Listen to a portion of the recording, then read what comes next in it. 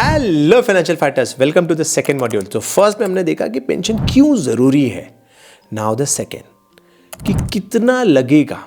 सो इसको समझने के लिए एकदम बेस लाइन की पहले एक्सरसाइज करते हैं and then I am going to share 2 tools with you जो आपको हेल्प करेंगे इन सारे नंबर्स को कैलकुलेट करने में। तो पहले तो समझते हैं रिटायरमेंट का मीनिंग क्या है। रिटायरमेंट यानी कि ऐसी स्टेज लगभग जहां पे आपकी सारी की सारी रिस्पॉन्सिबिलिटी लगभग ओवर हो चुकी होती है। That is one. सेकेंड, आपकी सारी लाइबिलिटीज मतलब जैसे होम लोन या फिर ये सारी चीजें भी लगभग जो लोन होते हैं वो भी खत्म हो चुके होते हैं।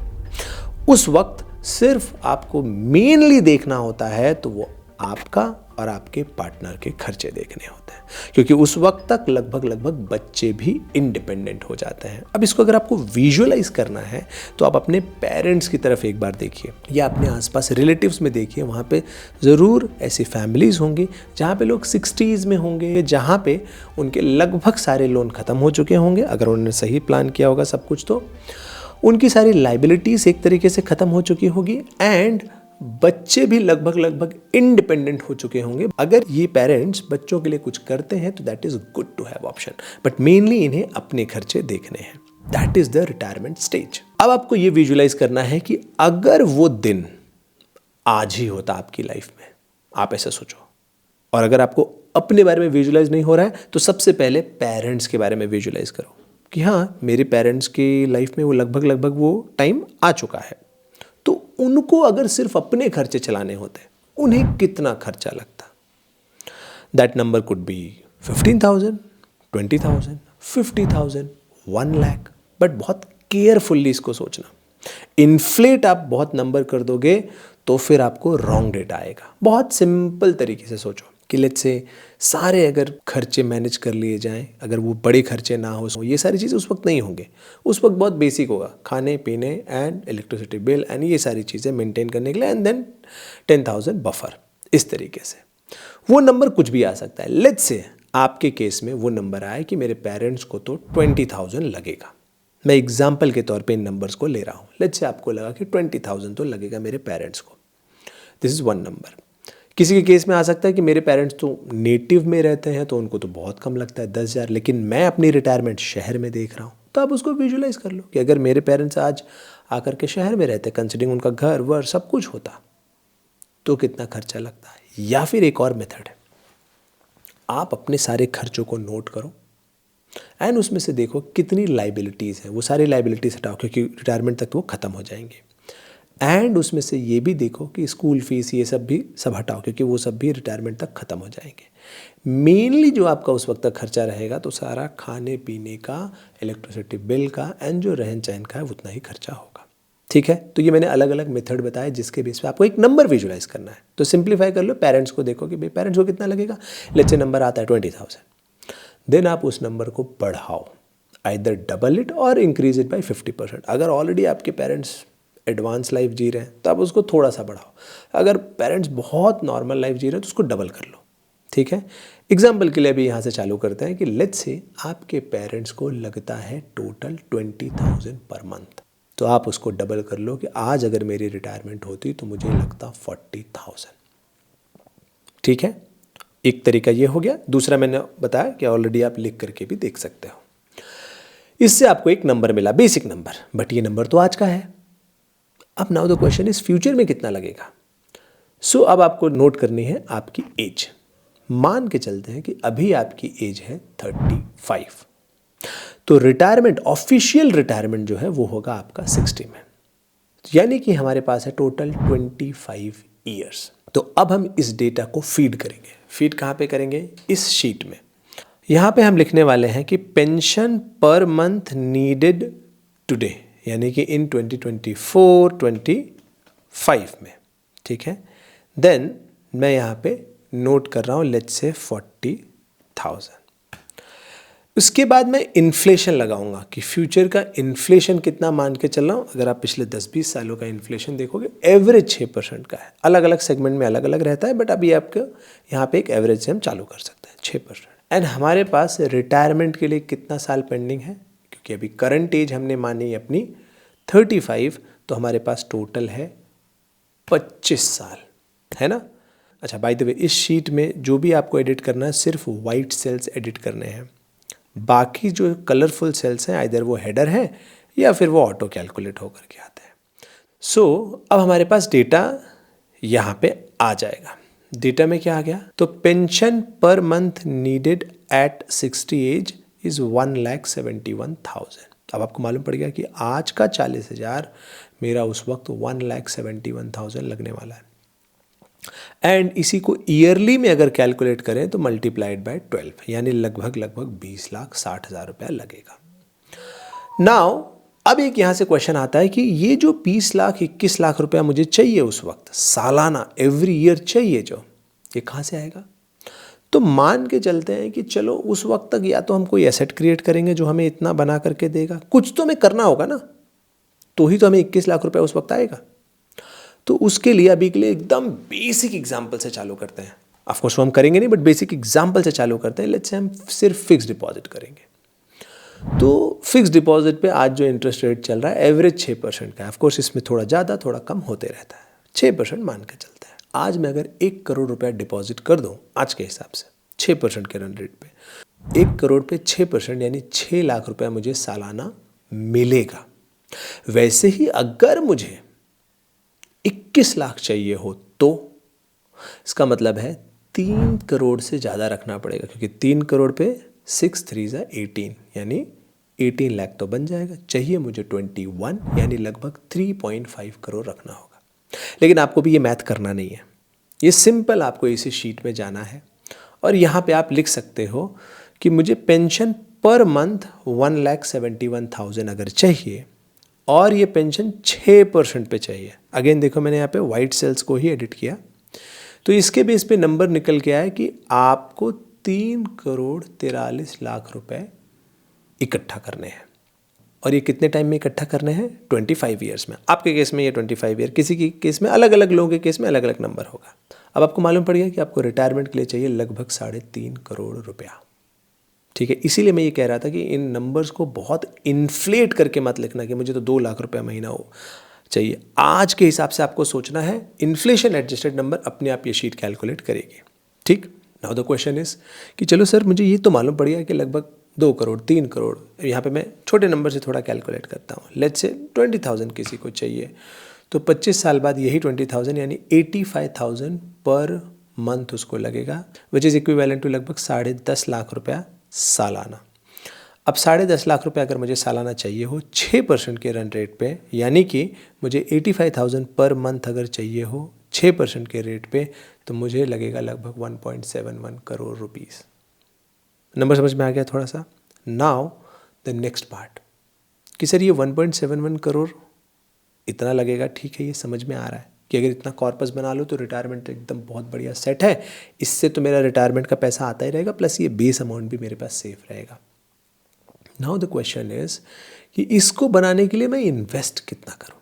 उसके लिए भी आपको सिर्फ इसी शीट को रेफर करना है और थोड़ा सा नीचे जाना है, यानी कि calculate monthly investment amount for pension.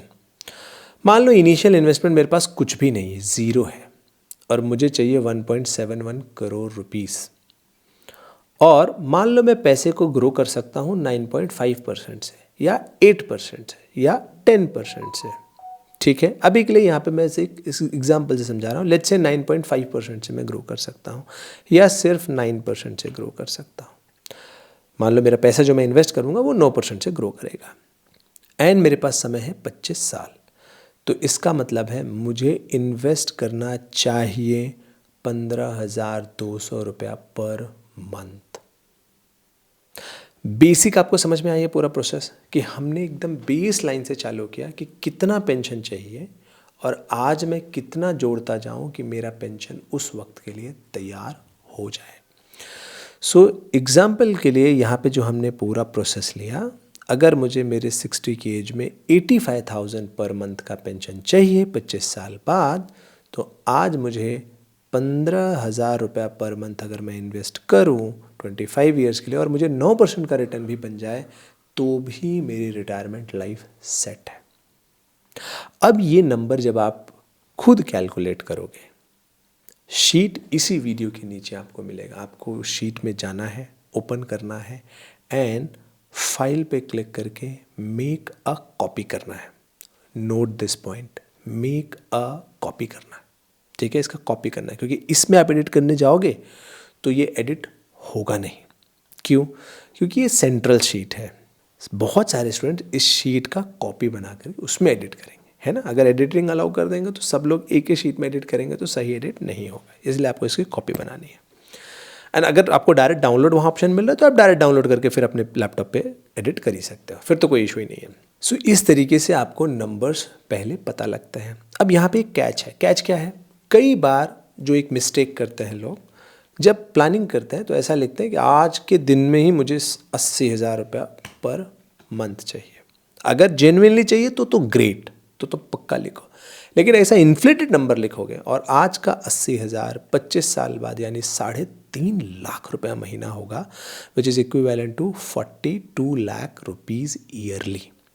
और ये अगर मुझे 3.5 लाख रुपया महीना पेंशन चाहिए तो मुझे बनाना होगा लगभग 7 करोड़ का कॉर्पस। एंड 7 करोड़ का कॉर्पस अगर मैं 9.5% पे बनाना चाहता हूँ 25 साल में, तो मुझे 55,000 रुपया महीना इन्वेस्ट करना होगा। ये कोई ऐसा कॉम्प्लेक्स टास्क नहीं है, लेकिन कई बार इस 55,000 को देख करके हमारा माइंड डर जाता है कि अरे ये तो बहुत ज़्यादा है। भाई रिक्वायरमेंट भी तो वैसी है, लेकिन जब आपका माइंड, अगर आप में से किसी को ऐसा लग रहा है कि तो बहुत ज़्यादा आ रहा है, तो भी इससे डरना नहीं है। क्यों? आप 55 से नहीं चालू कर सकते, कोई बात नहीं, आप जिससे चालू कर सकते हैं उससे तो हिम्मत बांधिए। एंड धीरे धीरे जब आपको ग्रोथ दिखाई देगी, आप अपने आप उसको बढ़ाओगे।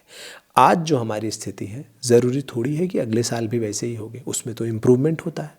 लेकिन ये क्यों इम्प्रूवमेंट होगा? जब आप कॉन्शियस रहोगे कि मुझे अपने रिटायरमेंट को फिक्स करना है, तो आप अपनी ग्रोथ को चेक करोगे कि भाई मेरी ग्रोथ हो रही है कि नहीं हो रही है। लेकिन अगर आप जानते ही नहीं रहोगे अपना नंबर, तो आप इस डायरेक्शन में कभी बढ़ोगे ही नहीं, ठीक है। सो नंबर जो भी है उसे नोट करना है, बट आप जिससे भी चालू कर सकते हो वहाँ से आप चालू करो।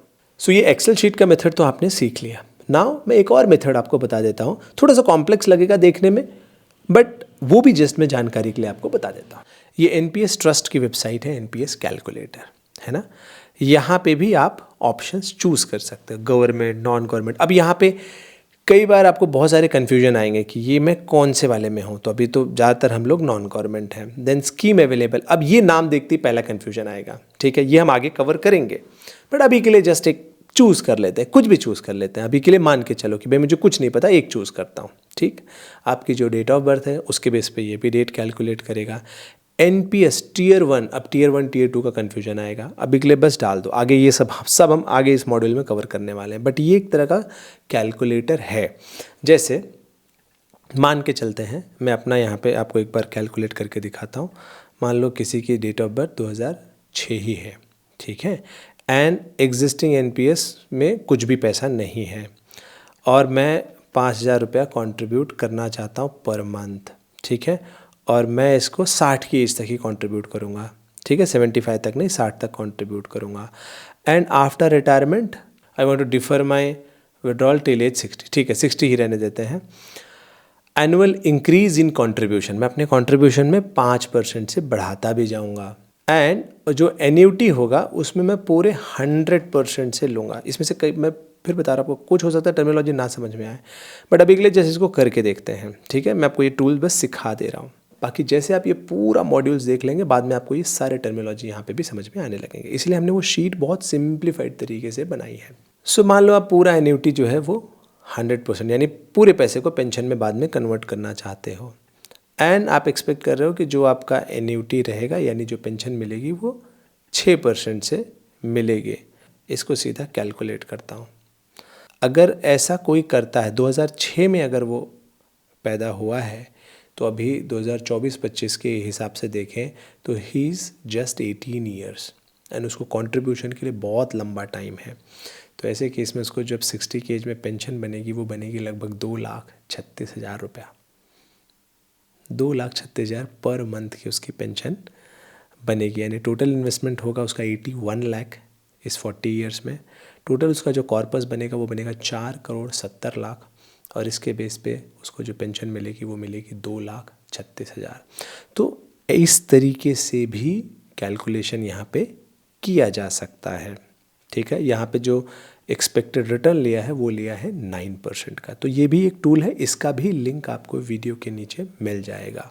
But let me again repeat it, अगर इसमें से काफ़ी पैरामीटर नहीं समझ में आए हैं दैट्स ओके। जैसे आप ये सारे मॉड्यूल ख़त्म करोगे अपने आप यहाँ पे सारे पैरामीटर आपको समझ में आ जाएंगे। बेस्ट वे टू कैलकुलेट, जो शीट हमने शेयर की है इसके थ्रू आप कैलकुलेट करिए कि मुझे कितना कॉर्पस चाहिए होगा फ्यूचर में मेरे पर मंथ पेंशन के लिए, एंड उसके लिए मुझे कितना इन्वेस्ट करना चाहिए। सिंपल। अब एक बहुत लॉजिकल क्वेश्चन आपके माइंड में आ रहा होगा कि सर ये तो समझ में आ जाएगा इससे कि कितना पेंशन मुझे चाहिए होगा एंड कितना मुझे कॉर्पस चाहिए होगा, यानी कितना मुझे पैसा इकट्ठा करना है। बट इसको इन्वेस्ट कहाँ करना है, बेस्ट वे कहाँ पे है, वो सारी चीज़ें भी मुझे जाननी है। तो वो सारा सेगमेंट हम कवर करेंगे नेक्स्ट मॉड्यूल में। But before we move to next module I request you कि इस वीडियो के नीचे आपको शीट मिल जाएगी। First open the sheet, make a copy and उसमें आप पूरा कैलकुलेट करके पहले अपना नंबर निकालिए एंड उस नंबर को नोटबुक में नोट करिए। Then start the next module, क्योंकि अब आपको क्लियर होगा कि मुझे इतना पेंशन तो चाहिए। अब उस नज़रिए के साथ आप नेक्स्ट मॉड्यूल देखोगे तो आपको बहुत क्लैरिटी आएगी। ठीक है, अगर आपने अपने हिसाब से कैलकुलेट कर लिया है then let's begin the next module.